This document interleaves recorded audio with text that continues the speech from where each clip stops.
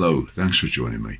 My name's John Dooner, and my small company, DY3 Solutions, has been involved over the past years in working with teams, individuals, organisations, in how we can develop different ways of working with each other, ones that I think give regard to our humanity.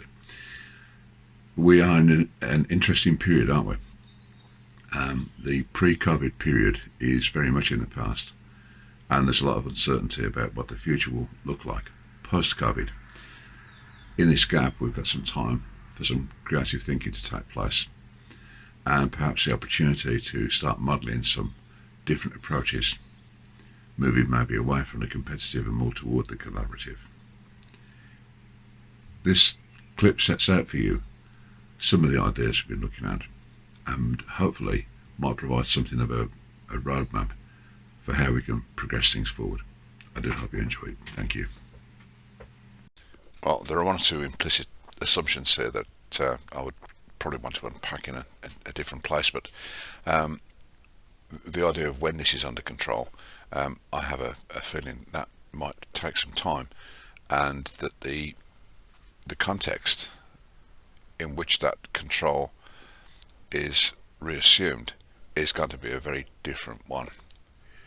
So I'm wondering if we are approaching a bridge where we say on the other side of that, if we move the word control aside and start to think about cooperation, collaboration, ethical purpose, I wonder if that takes us to a slightly different place.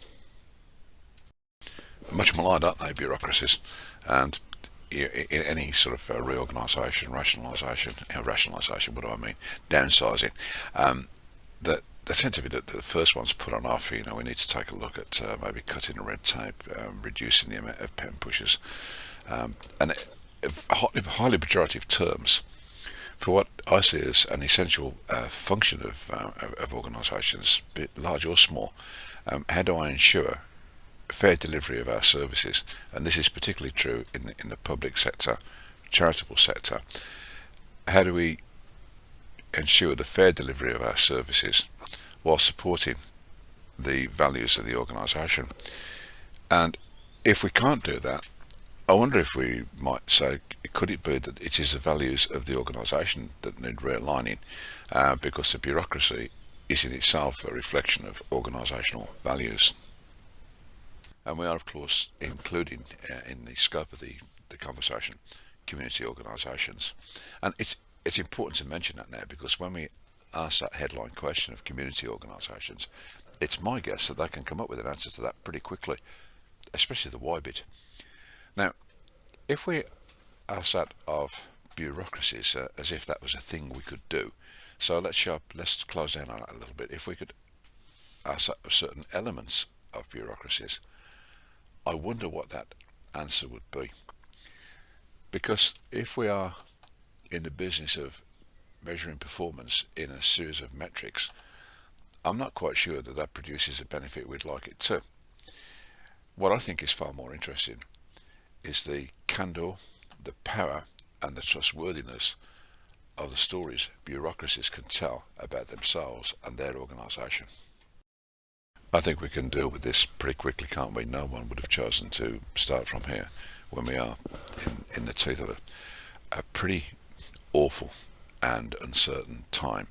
And if we take a look at some of the polarisation and nativist behaviours that are emerging from some nations, it seems to be plugging into a very powerful current generated from a dark place in the soul of humanity.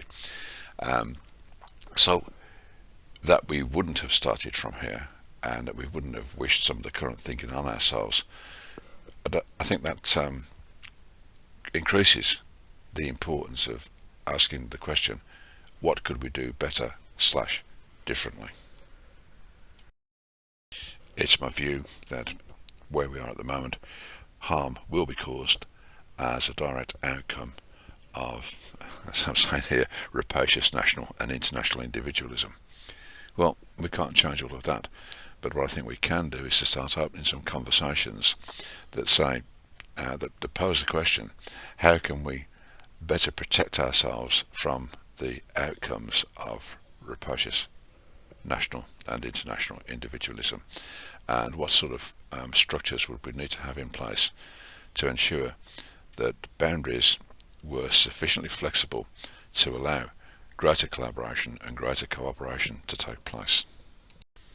What I think we're looking at here is harmonization of the purpose of the organisation or collaborations to the behaviours of those involved in it, the clarity with which outcomes are expressed, and the systems that we have working within those organisations to ensure that we're doing what we said we were going to do, we're doing what we set out to do in a manner that matches our values and our ethics to our behaviours and our outcomes. And that model seems to be best articulated in the principles of servant leadership. What I'm suggesting here is that in the post-COVID period, or in the period leading up to the post-COVID period, we need to be asking ourselves some quite challenging questions about the disproportionate emphasis of the purpose of business. And the way it's configured at the moment, I see that it is heavily biased in delivering disproportionate wealth and power to its investors. There has to, I feel, be a purpose beyond that that engages communities, community organisations, charities, civic organisations in a purpose that is collaborative, and the intention of which is to improve the quality of life for the population it serves. And without picking through the detail, it seems up until now, 5 weeks in the UK, a little longer for some countries, a little shorter for others, it seems that weaknesses may have been exposed by an assumption at the highest levels that it is we, that's in inverted commas we, who have it right, and anything that contradicts that narrative is wrong and that voice isn't heard. If we are looking at transforming the way things take place post-COVID, some of that modelling is going to have to come from the top, and what I think I'm looking for are greater levels of transparency, which in its turn builds higher levels of trust. That, I'm suggesting, will bring a refreshed and hopefully energised level of social engagement at several layers of society and activity, be that civic activity, community activity, business activity. What we're looking for, I think, is to reconfigure the way leadership identifies, deals with priorities and articulates them, and is in a strong place to deliver with a high level of trusted agreement. Okay, so trusted agreement. Well, I think we get that when power is redefined, because we can agree to stuff without really agreeing to it. We don't commit to it, we agree to it because we've been told that we need to agree to it, so we get the because I said so. It's my view that that needs to be reversed, and agreement needs to be a product of commitment, and that commitment is gained through trust and transparency. So when we're redefining power, I'd like to see power as something that isn't what's done to people, but it's something that exists between people, within people, and can be seen as a vehicle to grow good cohesion that allows better decisions to be made. And I feel that is very much the job of the servant leader as we move forward into the post-COVID period. Well, if leadership is going to maybe reconsider, redefine and repurpose its position, then the bureaucracies that support leadership are going to have to do this too, and they will need to understand and adopt a position that allows them to fulfill ethical purpose. So the purpose of the bureaucracy should still be largely focused around the distribution of fairness. However, that's going to, I think, require some quite nimble repositioning in terms of how relationships are developed, maintained, and changed as circumstances change. At the moment, my view of bureaucracy is that if it retains a sort of ossified, quite inflexible approach, it's not going to be able to answer the demands that we're going to be making of it.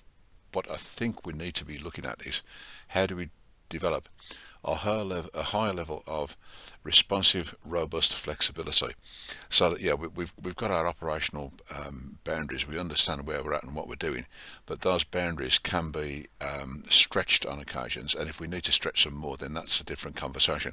But those boundaries can be stretched. If we take a look at some particularly creative responses to the current pandemic, it seems to be, a very recent conversation would indicate that it seems to be, it's those organisations that can say what is it that needs to be done here, and what changes that we need to make to our practices that will allow us to deliver on this. And that is, in the circumstances I'm particularly thinking about, required different levels of engagement and delivery with other stakeholders and partner agencies. So a very big ask there for how bureaucracies are going to make themselves fit to make a positive contribution to a very different way of working with and engaging with others. So it's not speed that are going to get the wheels turning and the cogs working together. You see what I did there? It's robust flexibility. It's the capacity to step back and say, right, which bit is driving which bit here, and what do we need to do to make sure that drive, that energy, is spread throughout the whole of the machinery.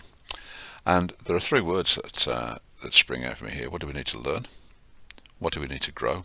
And what do we need to discover? So bureaucracies become themselves learning organisations within an organisation, where the leadership is such that the purpose of the organisation is not only to teach and to model to others, but to teach and to internally model to itself, that it's aware of and sure-footed enough to anticipate what needs to be done next. Yes, to the benefit of the organisation. Yes, to the benefit of its investors. And I don't only mean its financial investors, I also mean its social investors, but also in terms of how it contributes to the greater whole and the greater purpose it serves.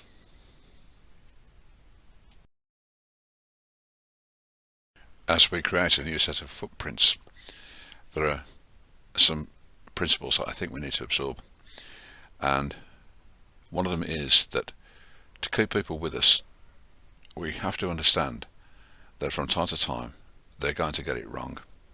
But if they get it wrong and the things that have gone awry are about how we deliver on a shared vision, how we adhere to a set of well explained ethics and behavioural principles, it's far easier then to support the person and to challenge that behaviour.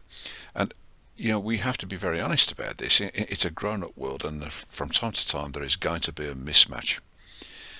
I don't think we should be seeing people who challenge as troublemakers. They could be our strongest asset. The manner in which challenge is raised is very much to do with setting the behavioural climate of the organisation, and that is a task of leadership, and one that is reflected in bureaucracy and operational procedures and mores throughout the organisation. So some pretty important points here. How do we deliver that message that what we're about is informed by a strong ethical purpose? How do we, by engaging with others and creating channels of engagement at multiple levels, hold ourselves responsible for discovering the power of what is possible? And what changes have to be made so that our progress is delivered through ethical persuasion rather than because I said so authority. Now there are times, aren't there, where we simply don't have the luxury of debate. We have to take a decision pretty quickly and get on with it. That is completely understood. However, that is more effective in a high trust, high transparency organisation where there is a level of belief that the right things are being done for the right purpose, and that belief is well communicated and well shared with others, including partners, investors and other stakeholders. It's a bit of a stretch, all members of our organisation. So we've got formal, the organisation per se. Who do I volunteer for? Who have I signed up for? Who pays me? And formal members of that organisation may well be co-opted in from other ones, as you know, we look to extended partnership working. And then there's the informal. They could be just, people with whom we consult and have conversations, user groups, ideas groups. And part of the purpose of a bureaucracy would be to be a part of this, to open up the channels of communication and feedback and conversation that enable us to both do this, but also keep focus on our present purpose, but have sensitive radar out there that suggests to us. So, for example, in responses to the pandemic, what we used to do is just that. What we need to do has changed. When I look about at learning lessons from the past, I'm not talking about autopsies that allow us to apportion blame. If a mistake has been made, a mistake has been made, and if that mistake was made because people decided that they would diverge from our ethical values, our organisational values, what we stand for behaviourally and culturally, then that lesson not only needs to be learned, but a response needs to be applied. What I'm looking for here is, what lessons do we learn that contribute to the growth of us and others in delivering our organisational purpose, our understanding of why it is we are here.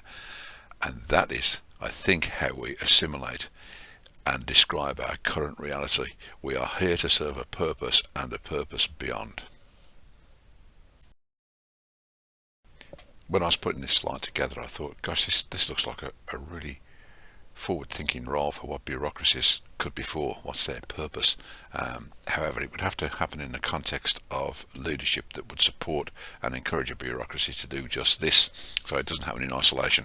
But the whole idea about challenge decision making and what it means for generations further down the road, there are lessons from the past that we could learn there, I'm sure, and that ratify the validity of that sort of challenge. When I look at evidencing our commitment to growth, I'm not really looking at the maybe the number of development events people have been on, the qualifications they've got.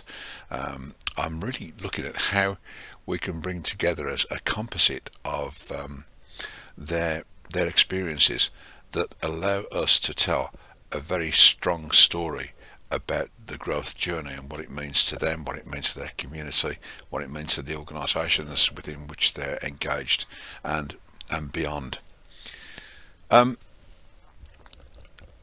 3, I'm asking us all to accept that actually we own very little, but we're looking after everything, and we're looking after it beyond the day-to-day, and that fits, I think, quite nicely into the first bullet about the consequences of today's decisions for future generations.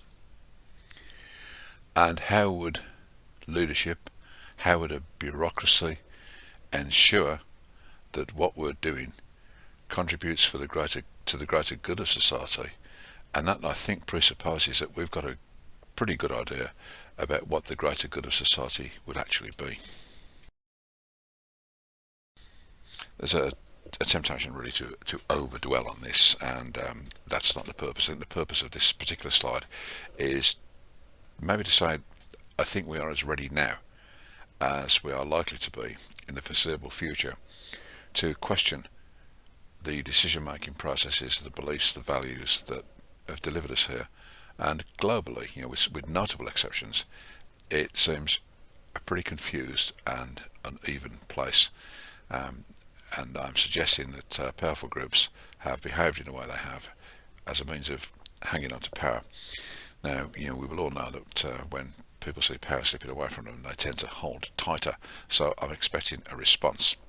However, I think it is fair to suggest that the structures that delivered us into this situation, the priorities or the misplaced priorities, are unlikely to be the ones that will get us out of it.